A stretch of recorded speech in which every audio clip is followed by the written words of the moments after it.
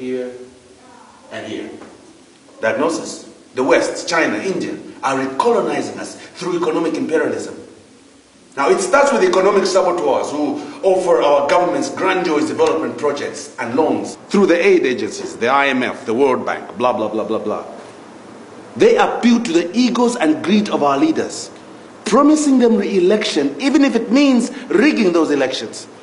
But what our leaders fail to understand is that these loans are already rigged, and there's nowhere in the world that we can repay them.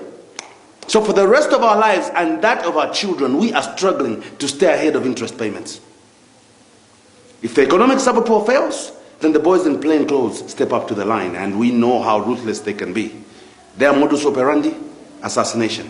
The result: Nicaragua, or maybe much closer to home, the Congo, where they overthrow the government and install a puppet. If that fails, then they step in with their uniform and heavy artillery. Think Vietnam, or maybe much more recently, Iraq. Make no mistake about it, we are at war. But this is not a war that is fought with guns or nuclear weapons. China just exports cheap laborers into our country, and they kill our people with their mediocre safety standards. They force our people to work without the proper safety equipment. They disgorge poison into our rivers. This is a war that rages behind the vaunted walls of international banks and multinational corporations. They came in quietly, innocently as investors.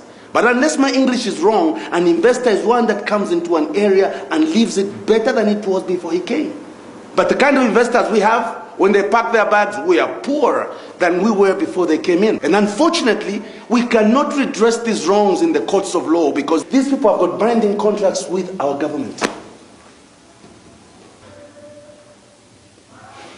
But we're not going to stand by and watch our country being raped. It is an insult that we are getting 0.3% royalties on our minerals. And these people are not even paying any tax on these revenues. You know why? They are selling to buyers outside the country. And that money is deposited directly into their foreign accounts. If this trend continues, in 30, 40 years from now, we will have nothing. Our social sector is not working.